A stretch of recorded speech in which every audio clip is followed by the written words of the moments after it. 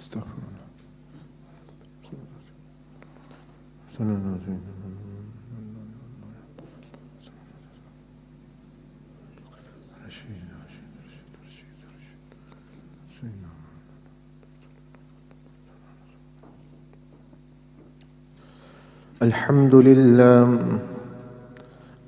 لله وكفى وسلام على عباده الذين اصطفى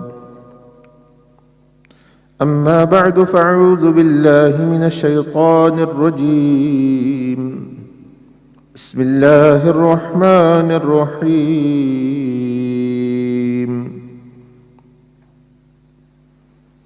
فإذا جاءت الطامة الكبرى وقال عز وجل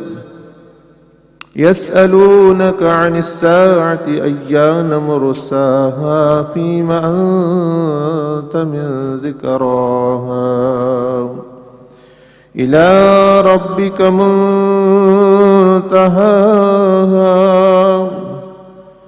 إنما أنت منذر من يخشاها كأنهم يوم يرونها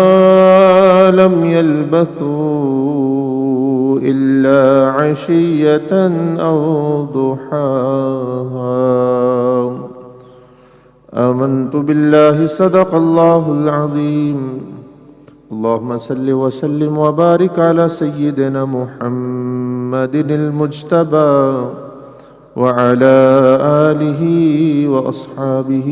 أجمعين السلام علينا وعلى عباد الله الصالحين أما بعد قرآن مجید میں اللہ پاک نے ان لوگوں کا جن کو اللہ پاک نے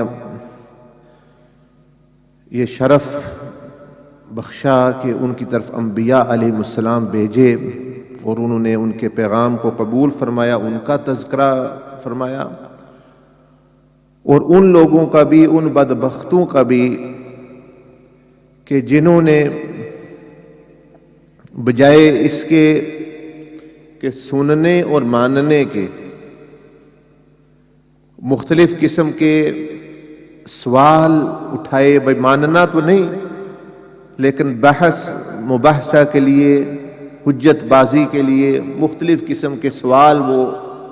انبیاء علیہ السلام پر کرتے، اور اللہ پاک نے ان سوالوں کا تذکرہ بھی فرمایا قرآن مجید میں، جس کا ایک سوال میں نے ابھی تلاوت کی آپ کے سامنے، اس میں ہے، اور اللہ پاک نے جواب بھی عنایت فرمائے۔ اسی طرح رہتی دنیا تک یہ سلسلہ جاری رہے گا کہ جو لوگ انبیاء علیہ السلام کی تعلیمات کو، ان کے پیغام کو دیں گے، ان سے بھی لوگ اسی طرح کے اوٹ پٹانگ اور جن کا نہ سر نہ پاؤں، اس طرح کے سوال، اور کچھ تو سیکھنے کے لیے اور کچھ صرف تنگ کرنے کے لیے کرتے رہیں گے، اور ایسا ہی اولیاء اللہ کے ساتھ بھی ہوتا رہا ہے اور ہو رہا ہے اور ہوتا رہے گا۔ اس میں سے ایک یہ ہے کہ جن لوگوں نے مانا تو نہیں نبی علیہ السلام کو، بعد میں کئی نے مان بھی لیا، ان میں سے وہ یہ سوال کرتے تھے کہ قیامت کب آئے گی؟ کرنا کچھ نہیں، ایمان بھی نہیں لانا، بس ایسے جی قیامت کب آئے گی، عذاب کب آئے گا؟ تو اللہ پاک نے بھی قرآن مجید میں ذکر کیا، بار بار آیتوں میں آتا ہے، یس الونک عن الساعہ، کہ یہ قیامت اور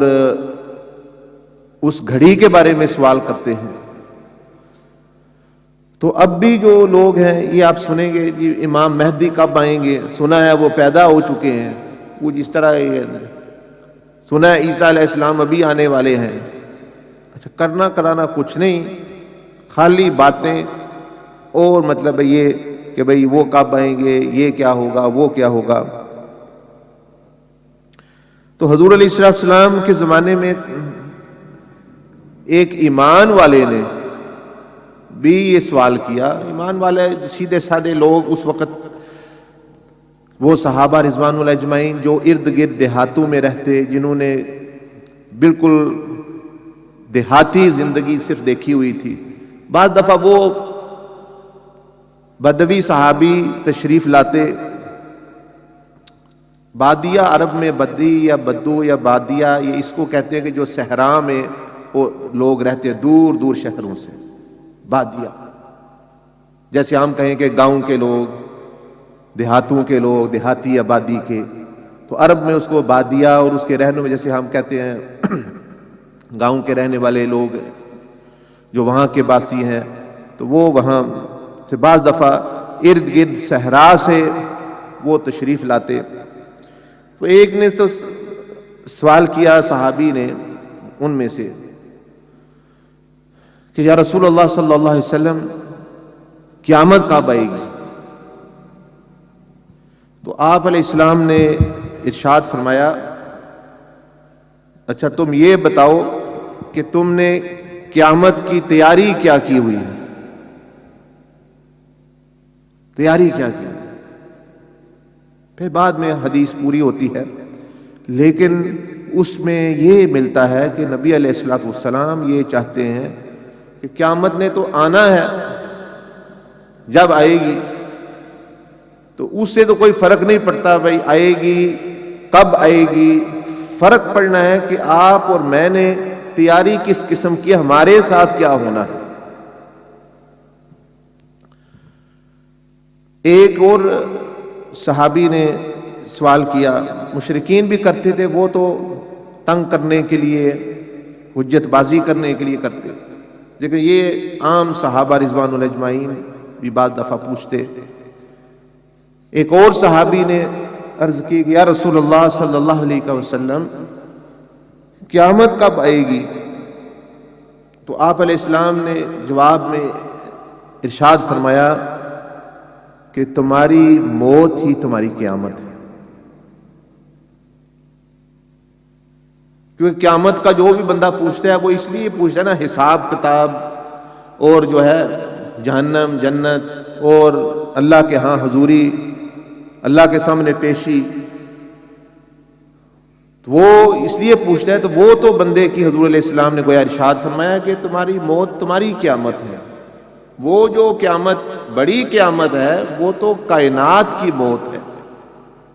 ایک انسان آپ ہیں، ایک آپ کی موت ہے، آپ کے لیے تو قیامت شروع ہو گئی، حساب کتاب شروع ہو گیا۔ بلکہ بعض روایتوں میں اثرات میں آتا ہے، آثار میں، کہ جو میت کو جب گھر سے لے کے اٹھتے ہیں چارپائی پر، قبر تک جانے تک 70 سوال اس سے ہو چکے ہوتے ہیں۔ اب آپ کہیں ہم نے بھی سنا ہی نہیں، آپ نے قبر کے سوالوں کا سنا ہوا ہے، لیکن یہ سلسلہ تو جو ہی موت آتی اس وقت شروع ہو جاتا ہے۔ پہلے تو اسرائیل آ کے بتاتے ہیں اس کو، اے خبیث بدترین روح،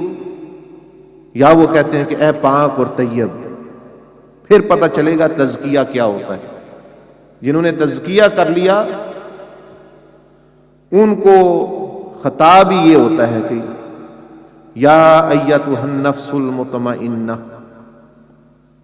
کہ اے وہ اطمینان پانے والے نفس جو اللہ کے ایمان، اللہ سے ایمان کے ساتھ، اللہ کی اطاعت کے ساتھ، اللہ کے ذکر کے ساتھ اطمینان پا چکے ہیں تمہارا نفس، ارجعی الی ربک، چل اب اپنے رب کی طرف، لوٹ چل اپنے رب کی طرف۔ ان سے یہ خطاب ہوتا ہے راضیہ راضیۃ مرضیہ، کہ جو تم نے مقصد بنایا تھا اللہ کی رضا کو وہ تمہیں حاصل ہو چکا۔ یہ اللہ خطاب ہی یہ کرتے ہیں، یہ اللہ پاک نے قرآن مجید میں ارشاد فرمایا کہ تو اس سے راضی تھا تو اللہ تجھ سے راضی ہے۔ اس سے پتہ چلتا ہے کہ جو یہ راضیہ تم مرضیہ، راضی ہونا، راضی کرنا اللہ کو، یہی سب سے بڑا مقصد تھا۔ اور راضی اللہ پاک کیسے ہوتا ہے؟ راضی مرضی کا جو لفظ آپ پنجابی میں اردو میں استعمال کرتے ہیں، مرضی، اللہ کی مرضی پر چلو تو اللہ راضی ہے، شیطان کی مرضی پر چلو تو شیطان خوش ہے،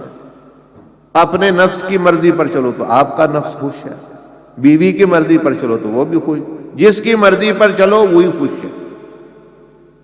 اللہ کی مرضی پر چلو اللہ کی رضا حاصل ہو جائے۔ اب بات یہ ہے کہ انسان پھر سوچتا ہے کہ میں کس کس کو راضی کروں، لوگوں کو راضی کروں، بیوی بچوں کو کروں، فلاں کو کروں۔ بات یہ ہے، فیصلہ کرنے میں آسانی یہ ہوتی ہے کہ جب اللہ راضی ہے دوسرے ناراض ہیں تو اللہ وہ سب کچھ دے سکتا ہے جو دوسرے روک رہے ہیں۔ اللہ راضی ہے، دوسرے ناراض ہو گئے لوگ، تو اللہ تو وہ سب کچھ دے سکتا ہے جو دوسرے لوگ آپ کو کہتے تھے ہم دیں گے، یا روکنا چاہتے ہیں، یا کہتے ہیں ہم نہیں دیں گے آپ کو۔ اللہ سب کی کمی پوری کر دیتا ہے اور کر سکتا ہے، وہ کرتا ہے بڑھ چڑھ کر۔ لیکن جب اللہ ناراض ہو گیا، دوسرے سارے لوگ بھی آپ سے راضی ہو جائیں اس دنیا میں رہنے والے، وہ مل کر بھی ایک قطرہ، ایک ذرہ عزت کا، ایک ذرہ شفا کا، کامیابی کا آپ کو نہیں دے سکتے جب تک اللہ نہ چاہے۔ تو پھر بندے کو فیصلہ تو کرنا چاہیے، میں اس کی طرف ہوں جو میری ساری کمیاں پوری کر سکتا ہے، دوسرے سب بھی خلاف ہیں۔ اس لیے حضور غوث پاک سیدنا عبد القادر جیلانی نے فرمایا، اے لوگو، اے انسانوں، اے امت محمدیہ صلی اللہ علیہ وسلم، کہ ہر چیز کا نعم البدل اللہ ہے۔ ہر چیز، ہر جو چیز تم کھو جاؤ، جو تمہیں نہ ملے، ہر چیز کا جو کمپنسیٹ یا الٹرنیٹیو متبادل اللہ کی ذات ہے، اور اللہ کی ذات کا کوئی نعم البدل نہیں۔ اللہ کی ذات کا کوئی بھی شے، کوئی نعم البدل نہیں، کوئی اور یعنی اس کا متبادل نہیں جو آپ کو کہے کہ میں اب وہ کمی پوری کر دوں جو اللہ کر سکتا ہے صرف۔ تو فرماتے ہیں اسی لیے تم جو ہے وہ اللہ کو ترجیح دو۔ تو میں عرض کر رہا تھا آپ سے کہ یہ نبی علیہ السلام کی خدمت میں صحابی نے سوال کیا رضی اللہ تعالیٰ عنہ نے کہ قیامت کب آئے گی؟ تو آپ علیہ السلام نے فرمایا کہ تمہاری قیامت تو تمہاری موت ہے، موت ہے، تمہارا حساب کتاب یہ شروع ہو جائے گا اسی وقت کہ جب جو ہے تمہاری موت آ گئی۔ تو وہ جو بڑی قیامت ہے، وہ جیسے میں نے عرض کی، وہ کائنات کی موت آئے گی، یعنی سورج کی، چاند کی، ستاروں کی، اور جو ہے یہ سمندروں کی، اس زمین کی، درختوں کی، پہاڑوں کی، وہ تو ان کی موت آئے گی اس میں۔ سورج تو زندہ ہے، درخت زندہ ہے، پہاڑ اسی طرح ہے۔ تو اللہ پاک نے فرمایا کل من علیہا فان، ہر چیز کو فنا ہے، تو انہوں نے فنا ہونا ہے، یہ قیامت ان کے لیے۔ تو آپ کے میرے لیے تو یہی وہ 10 نہیں تو 20 نہیں تو 25 سال، 25 نہیں تو 30 سال، 35 سال، جتنی اللہ نے زندگی کسی کو دی ہوئی ہے۔ تو میں عرض کر رہا تھا کہ یہ بھی قرآن مجید میں بھی اللہ پاک نے فرمایا یسألوک عن الساعۃ ایان مرساہا فیما انت من ذکراہا الی ربک منتہاہا، کہ یہ اس قیامت کے بارے میں سوال کرتے ہیں آپ سے اے حبیب صلی اللہ علیہ وسلم، اور کہتے ہیں کب آئے گی؟ اسی طرح آج کل لوگ کہتے ہیں کہ قیامت کی نشانیوں کا تذکرہ جب ہوتا ہے تو وہ کہتے ہیں کہ اب بڑی نا امیدی ہے، تو امام مہدی رضی اللہ تعالیٰ عنہ وہ تشریف لا رہے ہیں، لائیں گے، ہمارے مسائل جو ہے وہ حل ہو جائیں گے، امت کو جو ہے وہ غلبہ ملے گا، اور بڑے خوش ہوتے ہیں۔ تو بات یہ ہے کہ جب امام مہدی اور سیدنا عیسیٰ علیہ السلام جب یہ لوگ تشریف لائیں گے تو اس وقت اب سے بھی بڑی آزمائش ہوگی. اب تو چھوٹے چھوٹے دجال اور چھوٹے آزمائشیں آ رہی ہیں، اس وقت سب سے بڑی آزمائش ہوگی. کھانے کو نہیں ملے گا، پینے کو نہیں ملے گا، بلکہ اب تو یہ ہے کہ بھئی بندہ محنت مزدوری کر کے کوئی کم حاصل کر رہا ہے، کوئی زیادہ. اس وقت یہ نظر آئے گا کہ دجال یہ کہہ رہا ہوگا آسمان کو بارش برسات، وہ بارش برسائے گا، مردہ زندہ ہو جائے گا، بیماروں کو شفا مل جائے گی، اندھے دیکھنا شروع کر دیں گے. اس طرح کے استدراجات، یعنی وہ جادو ٹونے اور اس طرح کی چیزیں شیاطین اس کی مدد کریں گے اس کے بارے میں. تو آپ ایسے معاملے میں پھر آزمائش پہ پورا اترنا اور ایمان پر قائم رہنا اور نبی کا عیسیٰ علیہ السلام جو آئیں گے یا امام مہدی ان کا ساتھ دینا، یہ تو اب سے بہت مشکل، اب تو بہت آسان ہے، آپ سمجھ لیں. تو یہ جو لوگ وہ آ کے مسائل حل کریں گے نہیں، بلکہ انہوں نے ساتھ لگا کے لوگوں کو دعوت دینی ہے کہ آؤ واپس اللہ کے دین کی طرف اور اللہ کے رسول صلی اللہ علیہ وسلم کے عشق اور محبت اور اطاعت کی طرف آؤ، اور ہم اللہ کا نظام، اللہ کا کلمہ، اللہ کا نام بلند کرتے ہیں. تو اس وقت ہم اندازہ لگائے اب کتنی آبادی، 1 بلین سے زیادہ یعنی مسلمان ہیں. تو آہستہ آہستہ اور بڑھ رہی ہے، اور جب وہ آئیں گے اللہ بہتر جانتا ہے کب آئیں، لیکن جو آبادی بڑھتی رہے گی. لیکن آپ نے یہ بھی پڑھا ہوگا حدیثوں میں، تفسیروں میں، کہ ان کا ساتھ صرف 313 لوگ دیں گے، وہی جو بدر میں 313 کی تعداد. دوسرے کہاں ہوں گے؟ یہ دجال کے کیمپ میں بیٹھے ہوں گے. میں اور آپ جو تھوڑی تھوڑی قربانی، نماز نہیں پڑھ سکتے، آنکھوں کو زنا سے نہیں بچا سکتے، کانوں کو گناہوں سے نہیں بچا سکتے، سنت پہ چلنا مشکل، بھئی وہ نہیں، آپ بہانے بوتے بنا کے یہ رزق حلال نہیں کر سکتے. تو یہ لوگ تو چھلانگ لگا کے کہیں گے دجال تو سب سے بڑے سوشل سیکورٹی بینیفٹ جاری کرے گا، وہ بڑے بڑے بینیفٹ، وہ تو کہے گا کھاؤ پیو، زمین خزانے اگلے گی، موج کرو جو اس کے، فری ہر چیز، نہ پوچھ نہ گیچ، اپنے موج میرا، عیش و عشرت. اور حضور علیہ السلام نے فرمایا کہ کئی ایمان والے لوگ بھی ہوں گے دجال کے آنے کے وقت جو اس کو مانیں گے نہیں، اس کو جانتے ہوں گے یہ دجال ہے، لیکن وہ صرف اس کی سائیڈ پہ اس لیے ہوں گے کہ وہاں کھانا پینا اور عیش اور عشرت، بھوک اور ننگ وہ وہاں نہیں ہے، وہ وقتی طور پر برداشت نہیں تھا، وہ کہیں گے چلو یہاں کچھ ملتا تو ہے. لیکن فرمایا کہ ان کا بھی حشر اسی کے ساتھ ہونے والا ہے، جب عذاب آنا ہے یہ بھی بیچ میں اسی کے ساتھ، یعنی ان کو بچا نہیں جائے گا. تو یہ بات جاننی چاہیے کہ قیامت آئے گی، اس کی نشانیاں بھی نبی صلی اللہ علیہ وسلم نے بیان فرمائی. امام مہدی آئیں گے، حضرت سیدنا عیسیٰ علیہ السلام آئیں گے، لیکن جو ہے اس وقت یہ نہیں کہ آسانی ہو جائے گی، بلکہ اور سخت آزمائش ہوگی. اور میں نے عرض کیا کہ لاکھوں لوگوں میں سے صرف وہ 313 لوگ ان کا ساتھ دیں گے. ایک وقت آئے گا جیسے جنگ بدر میں نبی علیہ السلام کے ساتھ صحابہ کی تعداد تھی، اسی طرح بات کہ کم لوگ سینکڑوں کی تعداد میں ہوں گے، کروڑوں ارب سے زیادہ. کیوں نہیں جائیں گے؟ پتہ بھی ہوگا یہ امام مہدی، پتہ بھی ہے یہ عیسیٰ علیہ السلام ہے، لیکن یہ بیوی بچے ہیں جی، یہ کام کاج ہے جی، کھائیں گے کہاں سے، وہاں تو بھوک ہوگی، وہاں تو گردن کٹانی پڑے گی، وہاں تو جو ہے مجاہدہ کرنا پڑے گا، یہ ہم سے نہیں ہوتا. بس ایزی کمفرٹ زون میں اپنے وہ رہ رہے ہیں. تو اس لیے ایسے لوگوں کو چاہیے، یہ پہلے بھی مشرکین اللہ پاک نے فرمایا یہ سوال کرتے قیامت کب آئے گی، قیامت کب آئے گی. نہ ایمان لانا ہے، اگر ایمان لایا نہ تیاری کر رہے ہیں، اور یہ باتیں بہت کرتے ہیں یہ کیا ہوگا، دجال کیا آئے، کیسے کیا کرے گا، امام مہدی کیا فرمائیں گے وغیرہ وغیرہ.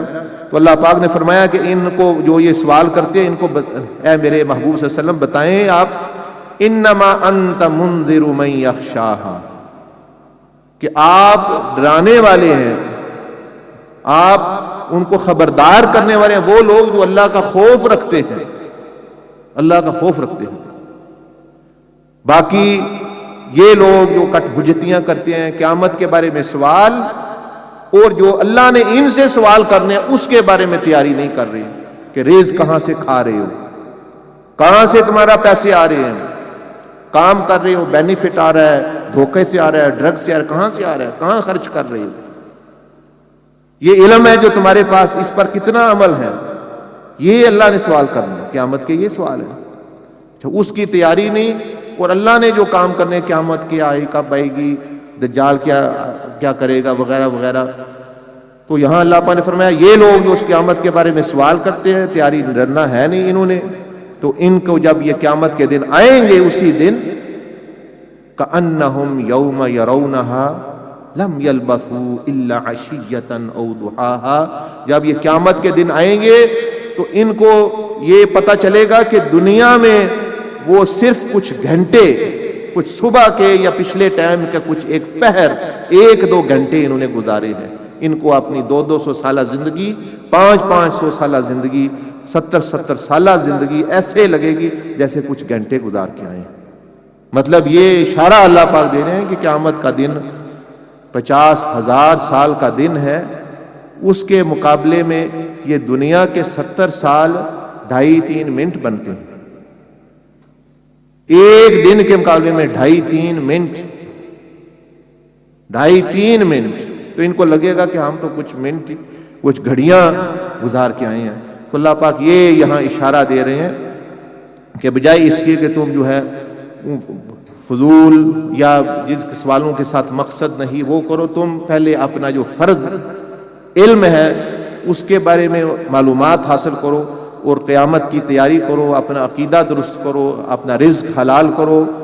اپنی آنکھوں کو پاک کرو، پیٹوں کو پاک کرو حلال رزق کے کھانے والے، اور اپنے اہل و عیال کو آگ سے بچاؤ، دوسرے بھائیوں کو بھی نصیحت کرو، اور نبی صلی اللہ علیہ وسلم کی محبت اور آپ صلی اللہ علیہ وسلم کی سنت کی اتباع میں زندگی گزارو. یہ چیزیں ہیں جو تمہیں وہاں قیامت کے دن کام آئیں گی، اور سوال جواب دینے میں تمہیں آسانی ہوگی، قبر میں بھی حشر میں. تو جیسے میں نے عرض کیا کہ امام مہدی آئیں گے، ضرور آئیں گے، حضرت عیسیٰ علیہ السلام بھی تشریف لائیں گے، لیکن وہ آ کے آسانی پیدا نہیں ہونی، وہ اور مشکل آ جانی ہے، اور سخت آزمائش آ جانی، کیونکہ نبی کی آزمائش سخت ہوتی ہے. وہ جتنا بڑا ولی ہو اس کی آزمائش اتنی ہی سخت، اس لیے جو لوگ ان کے ساتھ ہوں گے وہ بھی ان کی آزمائش بھی سخت ہوگی. اس لیے لاکھوں لوگوں سے پتہ بھی ہوگا، انگلینڈ میں ہم رہ رہے ہیں، برطانیہ میں رہ رہے ہیں، امریکہ میں رہ رہے ہیں، سعودی عربیہ میں رہ رہے، ہندوستان میں پتہ بھی چل جائے گا امام مہدی آ چکے، عیسیٰ علیہ السلام آ چکے، جنگ ہو رہی ہے، 313 بندے جائیں گے. صرف پہلے آئیں گے ہزاروں نعرے مارتے، آگے جی دیکھے قربانی دینی ہے، چلو جی یہ تو بڑا مشکل کام ہے، یہ نہیں ہمارے ساتھ پاس ہوتا. تو مطلب یہ کہ اب جس دنیا میں یا جس وقت میں اللہ نے آپ کو پیدا کیا ہوا ہے یہی آپ کے لیے بہتر ہے. یہ آپ کے لیول کے مطابق آپ کا اس آزمائش ہو رہی ہے. اس زمانے میں ہوگا تو آزمائش بھی سخت ہوگی. تو اس لیے آپ ہمارے ایمان کمزور ہیں، ہم کمزور ہیں. جس زمانے میں یہی آپ کے لیے بہتر ہے، اللہ نے آپ کو چنا اس زمانے میں پیدا کرنا، تو آپ اپنے درجے کا امتحان دے کے فجر کی نماز ہے، ظہر کی ہے، عصر کی ہے، رزق مطلب یعنی حلال حرام کا مسئلہ ہے، اور گناہوں سے کبائر سے بچے، فرائض پر عمل کرے. یہی جو ہے اللہ کے قریب کرتی ہے چیزیں. بجائے بحث کر رہے ہیں بیٹھے بیڈ روم میں ٹی وی لگا کے امریکہ میں کیا ہو رہا ہے، پاکستان میں کیا ہو رہا ہے، ٹھیک ہے وہ ہو رہا ہے، وہ سارا کچھ وہی ہے جو ہم کر رہے ہیں، ہمارے اعمال ہی کا نتیجہ ہے جو آ رہا ہے. تو ہم تو اپنی زندگی درست کریں اپنی طرف، اور جو اپنے بھائی ہیں، بیٹے ہیں، اہل و عیال ہیں، پھر اسی طرح پیغام پہنچاتے پہنچاتے ایک دن ہماری موت بھی آ جائے گی تو ہم کامیاب ہو جائیں گے اللہ کے فضل و احسان سے. اللہ پاک مجھے آپ کو صحیح معنوں میں صحیح مسلمان، نبی علیہ السلام کا سچا عاشق، اور ہم سب کا خاتمہ بھی ایمان پر جو ہے نصیب فرمائے. آمین. آپ سنت ادا فرمائے. وصلی اللہ علی النبی الأمی وعلی آلہ وسلم تسلیما. سبحانک اللہم وبحمدک، نشہد ان لا الہ الا انت، نستغفرک ونتوب الیک.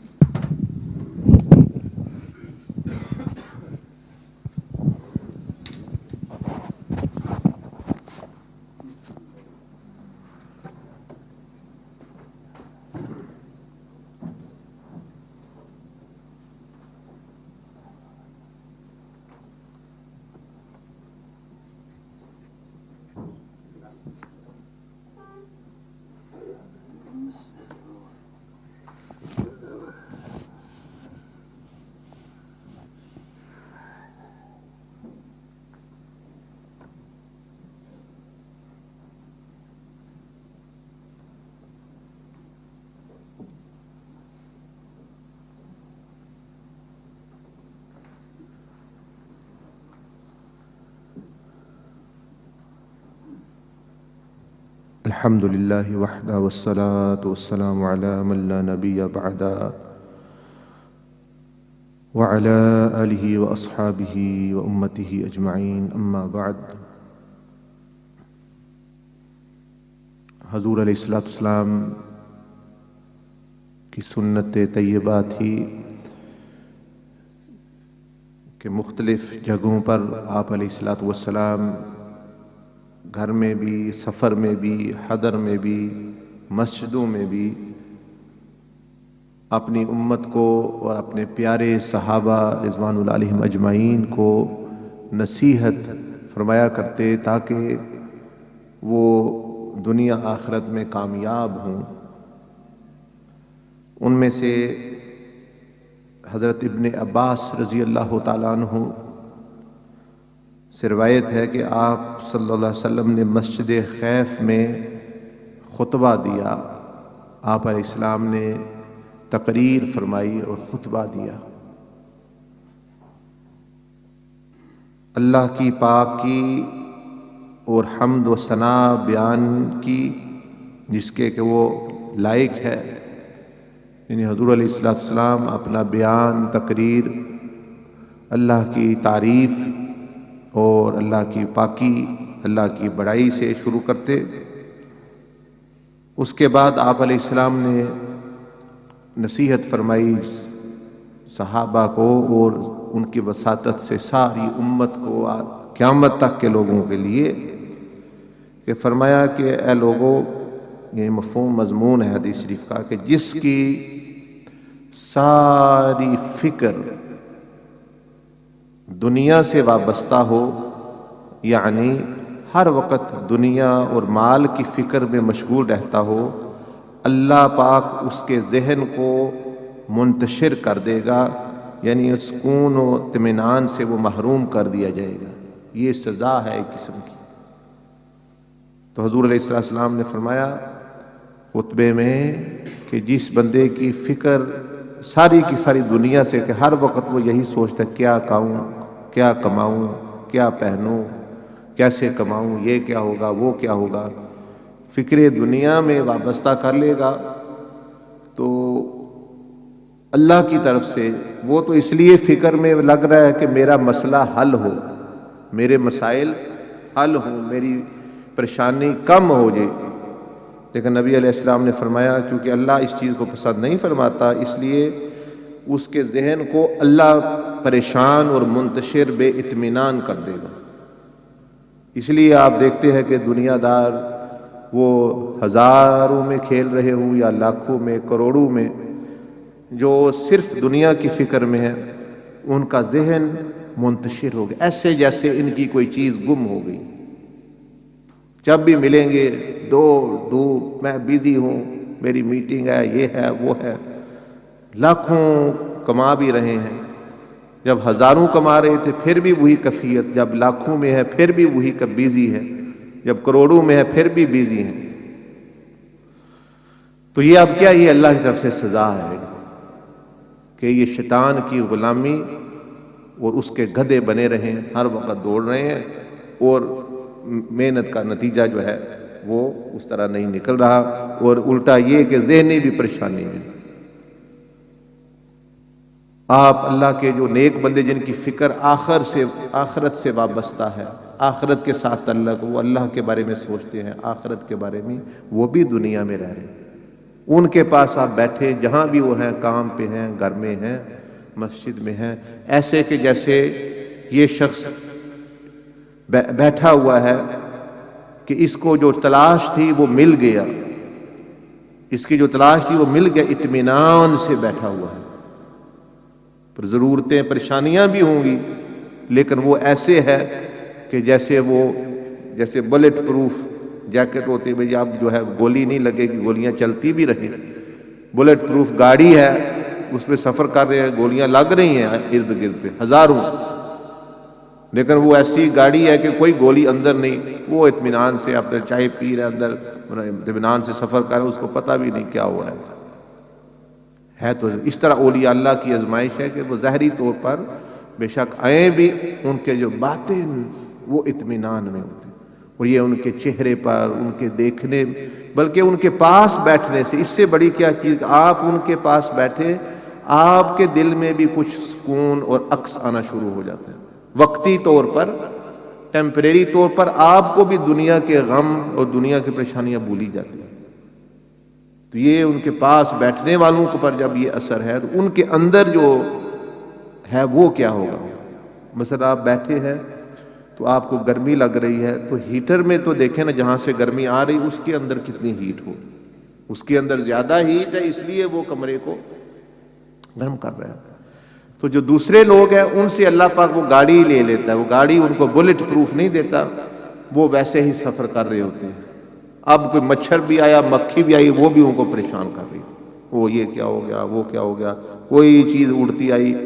یا کوئی اور چیز آئی چھوٹی موٹی بھی، وہ بھی ان کو لگے گی، ان کو پریشان کرے گی۔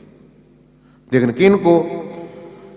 اللہ کے نبی صلی اللہ علیہ وسلم، یہ راز ہے جو حضور صلی اللہ علیہ وسلم نے بتایا، یہ ویسے نہیں پتہ چلتا۔ ویسے تو انسان کا عقل یا لاجک تو یہ کہتا ہے کہ بھئی جتنا مسائل حل کرنے ہیں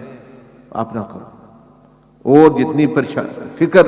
وہ سوچنا ہے دنیا کے بارے میں سوچو۔ بھائی بندے کہتے ہیں کہ بھائی جب رزق ہم کام کر سکتے ہیں زیادہ کام کرو، اوور ٹائم لگاؤ، یہ برکت کیا ہوتی ہے ہمیں نہیں پتا۔ وہ کہتے ہیں برکت کیا ہے، وہ اب کر بھی رہے ہیں سب کچھ، حلال رزق نہیں اور فکر دنیا کی ہے، تو وہ برکت اللہ پاک اٹھا۔ برکت کا مطلب ہے جو فائدہ اس چیز نے دینا ہوتا ہے۔ جیسے آپ کو مثلا یہ دودھ ہے یا کوئی پھل ہے، کیلا ہے، سیب ہے، تو اسے وٹامن نکال لیے جائیں اور آپ کو دیا جائے، جس کو جنک فوڈ کہتے ہیں، بھائی جس میں کوئی نیوٹریشن، کوئی وٹامن نہیں ہے، تو آپ کھاتے جائیں، منہ بھی ہل رہا ہے، پیٹ بھی بھر رہا ہے، لیکن وہ نقصان ہی دے گا، پھول پھول کے کہیں چلا جائے گا، اور طاقت نہیں، ہلنے جلنے کی بھی وٹامن نہیں آ رہے۔ تو اسی طرح ہر چیز کی ایک برکت ہوتی ہے، وہ صرف اللہ اس میں ڈال سکتا ہے، اور ایک اس کا زہری ہوتا ہے، جیسے سیب ہے، نظر تو آ رہے ہیں، جیسے یہاں بھی ڈاکٹر کہتے ہیں بھئی یہ جنک فوڈ نہ کھاؤ، اس میں وہ غذائیت، وہ نیوٹریشنل ویلیو نہیں ہوتی۔ تو یہ مثال دے رہا ہوں بھئی، اسی طرح برکت ہوتی ہے کسی کھانے کی، رزق کی، اللہ پاک جو وہ اٹھا لیتا ہے تو بس وہ اس کی، ہزاروں بھی ہوں تو وہ اسی طرح پریشان، منتشر، دین، یہ وہ۔ پھر فرمایا کہ اور ان کی دونوں آنکھوں کے سامنے اللہ فقر لکھ دے گا، یعنی ہمیشہ مال کے باوجود تنگی محسوس کرے گا، یعنی ان کی دونوں آنکھوں کے سامنے لکھ دیا جائے گا فقر، اس نے پریشان، تنگی، ڈپریشن، یہ جو کہتے ہیں ڈپریشن، کسی ولی کا بھی کبھی ڈپریشن ہوا، نیک بندے ہوں، ہاں یہ آزمائش آتی ہے، امتحان آتے، لیکن ان کی آزمائشی آخرت کے بارے میں فکر کے ساتھ، لوگوں کی بھلائی کی فکر،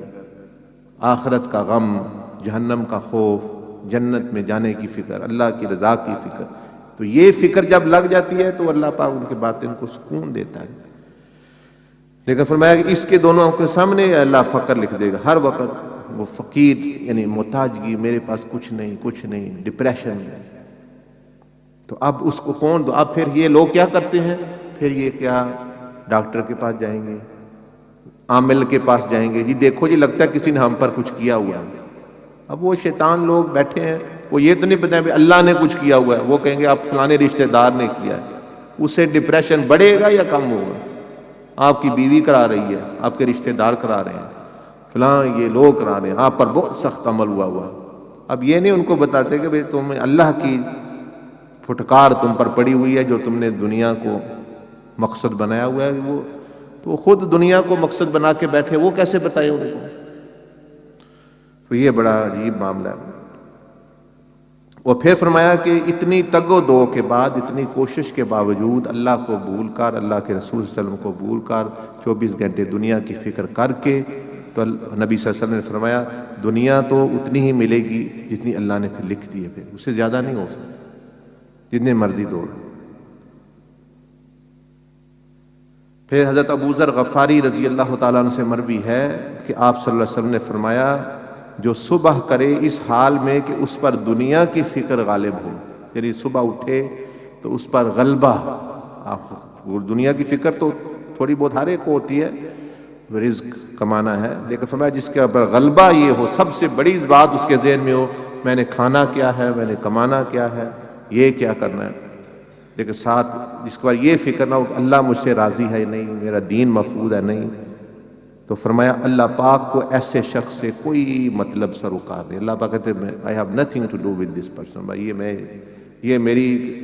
ایک ایسی چیز سے محبت کرتا ہے جس پر میں نے لعنت کی ہوئی ہے، تو اب اس سے جو ہے کوئی نہیں۔ مطلب یہ ہے کہ جس شخص پر دنیا ہر وقت سوار رہتی ہے، ہر وقت اسی فکر میں رہتا ہے کہ کتنا مال بکا، کتنا نفع ہوا، بس اسی ادھیڑ پن میں لگا رہتا ہے، نہ حلال و حرام کی پرواہ، نہ نماز روزہ کی فکر، نہ جائز ناجائز امور کے متعلق کوئی تعلق اس سے، ایسے شخص کی اللہ کے نزدیک کوئی حیثیت، کوئی وقت نہیں، کوئی سٹیٹس نہیں۔ اس سے استغناء اور قناعت کو کھینچ کر فقر اور فکر کو اس کے سامنے رکھ دیتا ہے۔ مال اور جائیداد کے باوجود وہ تنگی محسوس کرتا ہے۔ مال سے اسے خاطر خواہ فائدہ حاصل نہیں ہوتا، نہ دوسرے ہی کو اس کے مال سے فائدہ حاصل ہوتا ہے، نہ خدا کے دین میں اس کی اشاعت میں اس کا مال خرچ ہوتا ہے، چونکہ وہ اپنے آپ کو مال کا حد درجہ محتاج پاتا ہے۔ بس ایسا شخص مال اور جائیداد کے ایک بھاری بوجھ کا حساب لے کر دربار خدا بندی میں قیامت کے دن حاضر ہوگا۔ عموماً آج کل دنیا دار مالداروں کا یہی حال ہے، اس لیے نبی پاک صلی اللہ علیہ وسلم نے ایسے مال سے جو فتنہ، جو وبال بن جائے، وہ پناہ مانگی ہے اللہ کی۔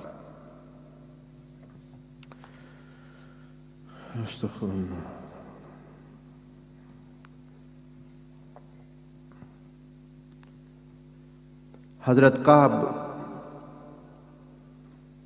ابن مالک رضی اللہ تعالیٰ کہتے ہیں کہ انہوں نے رسول اللہ صلی اللہ علیہ وسلم کے زمانہ میں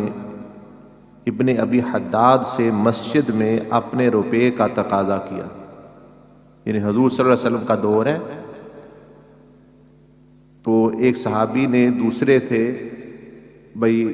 مطالبہ کیا کہ میں نے جو پیسے تمہیں قرض دیا تھا وہ مجھے دو واپس، روپے جو ہے۔ دونوں کی گفتگو میں آواز بلند ہو گئی۔ آپ علیہ السلام کا حجرہ تو آپ جیسے جانتے ہیں کہ جہاں ریاض الجنہ ہے اس کی بائیں طرف جو جہاں حجرہ شریف ہے وہاں ہے، تو آپ علیہ السلام تو گھر میں تھے، گھر تو بالکل مسجد کے ساتھ لگا ہوا تھا، دیوار اور چھوٹی دیواریں تھی، کوئی بڑا اتنا گھر بھی نہیں تھا، تو مسجد میں یہ بیٹھے تھے کچھ صحابی، تو ایک آیا، اس نے کہا میرے پیسے جو دینے ہیں دو، دوسرے نے کہا بھائی دوں گا، ابھی گنجائش نہیں، یا کچھ اس طرح، وہ کوئی اختلاف ہو گیا، آواز بلند ہو گئی، جیسے ہم بھی لوگوں کو کہتے تھے آواز کم رکھو، اتنا مسجد کا ادب اس طرح کرو جس طرح ریاض الجنت میں بیٹھا ہے بندہ، یہ ادب مسجد کا کہ ریاض الجنہ میں جس طرح بندہ بیٹھا، خاموشی، اس طرح ضرورت کی بات کرنی ہے باہر چلے جاؤ، اللہ کے ذکر، خطبہ اور بیان کے علاوہ مسجد میں آواز جو ہے وہ بلند کرنا منع ہے، اونچی آواز سے بات کرنا بھی منع ہے۔ فرشتے عبادت کر رہے ہوتے ہیں، جنات عبادت کر رہے ہوتے ہیں، وہ جنات یہاں سے بعض لوگوں کو چمٹ جاتے ہیں جو مسجد میں آ کے جو کرتے ہیں، فرشتے بھی ان کے خلاف دعا کرتے ہیں کہ ایسا بندہ وہ آ ہی نہ سکے، تو اسی جو آ جائے یہ نہ ہو کہ بندہ آگے پھر محروم ہو جائے۔ بہت سارے لوگ وہ محروم کر لیتے بھی، اندر بے ادبی کی مسجد کی، اس کے بعد وہ ان کو توفیق ہی نہیں ہوتی آنے کی، اس لیے آئے بندہ تو ادب کے ساتھ بیٹھا رہے کہ بھئی یہ فرشتے، جنات اور اللہ کا گھر ہے بیٹھے ہوئے۔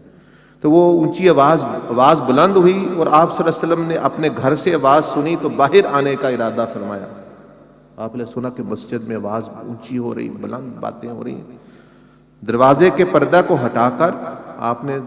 تشریف نہیں، دروازے کو پردہ ہٹایا، کو پردہ تھا، کعب بن مالک کو مخاطب کر کے فرمایا اے کعب نے عرض کیا یا رسول اللہ صلی اللہ علیہ وسلم میں حاضر ہوں۔ آپ نے انگلی سے اشارہ فرمایا، کیونکہ آپ کو علم تھا کیا ہوا، آپ نے آدھے کی طرف اشارہ فرمایا کہ آدھا قرض معاف کر دو۔ کعب نے کہا یا رسول اللہ صلی اللہ علیہ وسلم میں نے معاف کر دیا۔ آپ نے ابن ابی حداد سے فرمایا جاؤ اور باقی قرض ادا کر دو۔ تو کسی کے اس سے حدیث سے یہ پتہ چلتا ہے کہ کسی کے قرض کو معاف یا کم کرنے کی سفارش کرنا یہ سنت ہے، مثلا کوئی بندہ آ گیا، کوئی آپ بڑے بھائی ہیں یا آپ کا معاشرے میں کوئی خاص ایک منصب ہے، تو آپ کسی کو بھائی اس کا قرض اتنا ہے، چلو اس کو تھوڑا سا اتنا معاف کر دو، اتنا تمہیں دے دے گا. تو یہ کرنا، سفارش کرنا بھی سنت، اور قرض تھوڑا سا معاف کر دینا بھی، کسی کو تنگی ہے تو تھوڑا بھی اتنا نہیں اتنا دے دو، یہ بھی سنت. یہ دونوں. حضرت ابو قتادہ رضی اللہ تعالیٰ عنہ سے روایت ہے کہ رسول پاک صلی اللہ علیہ وسلم نے فرمایا، جو شخص اس بات سے خوش ہو، جس کو یہ بات اچھی لگے کہ قیامت کے دن بڑا خوف، رنج، غم، پریشانی ہوگی، اور اسے خدائے پاک بچائے اس پریشانی سے، تو اسے چاہیے کہ وہ قرض دار اور تنگ دست غریب قرض دار کو مہلت دے، اس کو ٹائم زیادہ دے یا معاف کر دے. تو اللہ قیامت کے دن اس کی تنگی اور غم اور رنج ختم کرے گا قیامت والے دن. تو یہ اعمال ہوتے ہیں جس سے پھر بندے کو آخرت میں جو ہے وہ آسانی ہوتی ہے.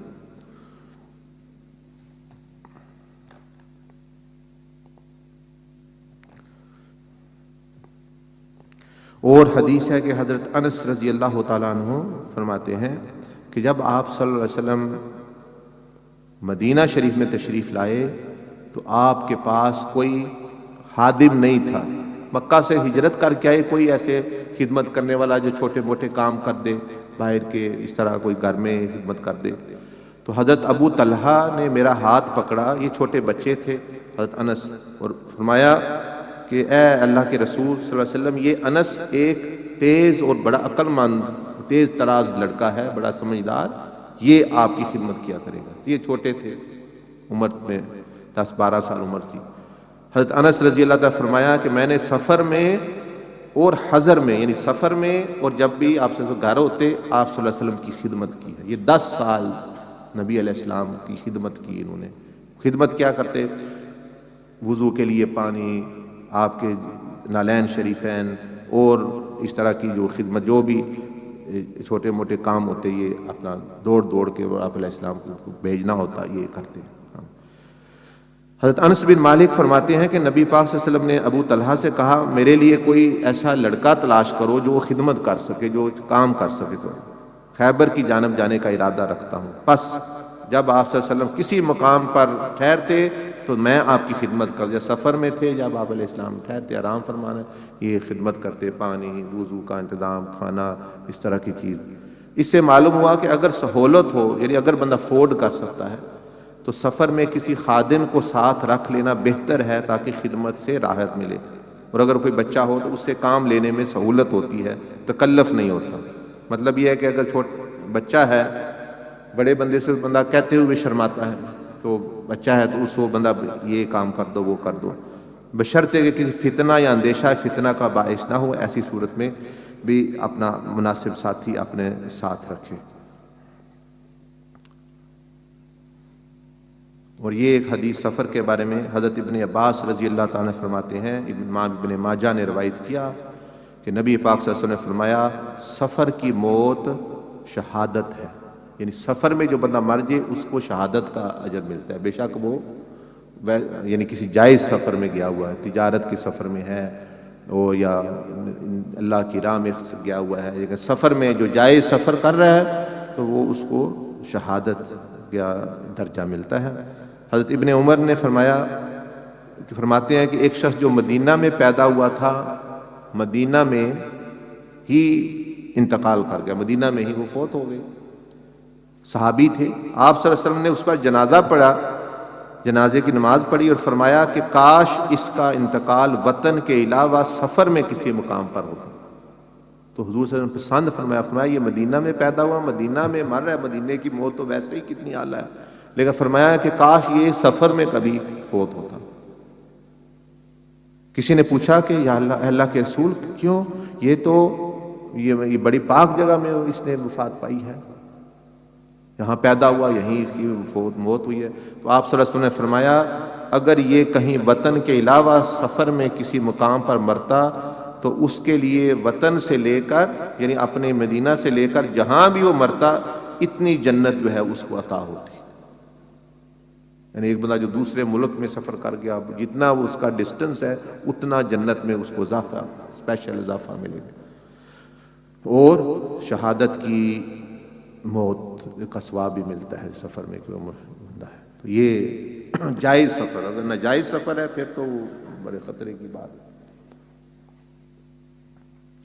کوئی بات کسی نے پوچھنی ہے تو پوچھ لیں، سوال کرنا ہے کر لیں۔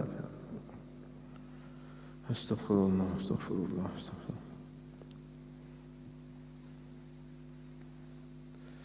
اللہم صلی علی سیدنا مولانا محمد۔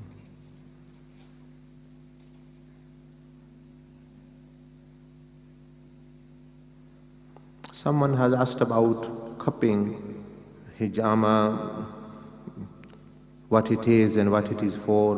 what the Quran and Hadith says, why is it not commonly used by us, where it is performed.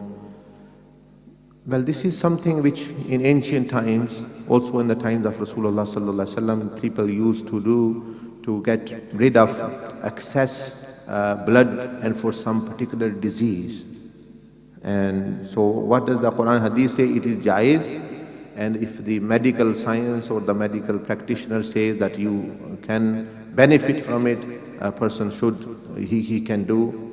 It is a lawful amal. Some blood is taken out by cupping, and a person gets relief from many medical or diseases or illnesses. So it is a kind of medical thing which was a practice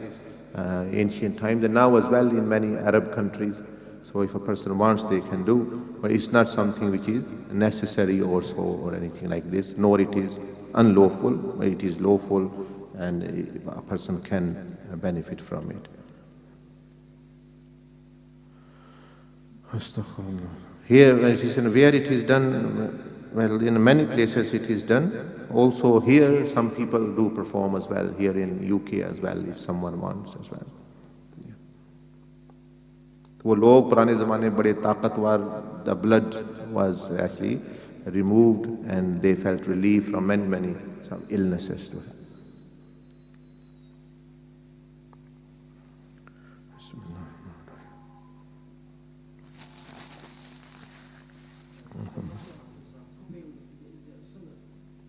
As I said, as already mentioned, that it was practiced in the time of Rasulullah sallallahu alaihi wasallam.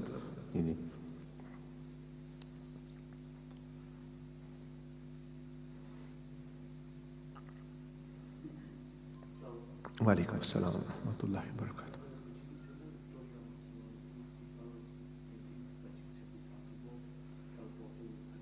Inna lillahi wa inna ilayhi raji'un. Allahumma ighfir laha. Pakistan میں وفات پا گئی؟ اچھا ٹھیک ہے، انہیں سلام بھی عرض کرنا اور تعزیت بھی ان سے کرنا میری طرف سے، اور دعا بھی کرتے ہیں۔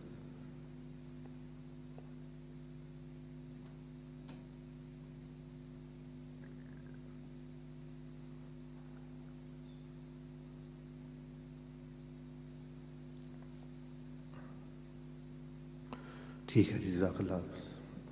سلام پڑھ لیں تھوڑی دیر سے۔ بسم اللہ الرحمن الرحیم۔ استغفر اللہ استغفر اللہ استغفر اللہ، اللہم صلی علی سیدنا محمد صلی اللہ علیہ سیدنا محمد صلی اللہ علیہ سیدنا محمد، لا حول ولا قوة الا باللہ، لا حول ولا قوة۔ یا نبی سلام علیک، یا رسول سلام علیک، یا نبی سلام علیک، یا رسول سلام علیک، یا نبی سلام علیک، یا رسول سلام علیک، یا حبیب سلام علیک، یا نبی سلام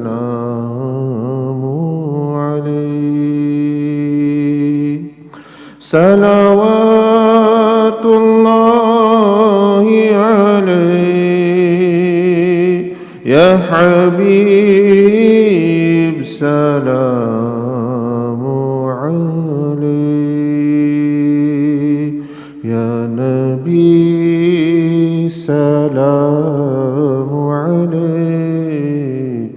یا رسول سلام علیہ السلام علیک یا شفیع المذنبین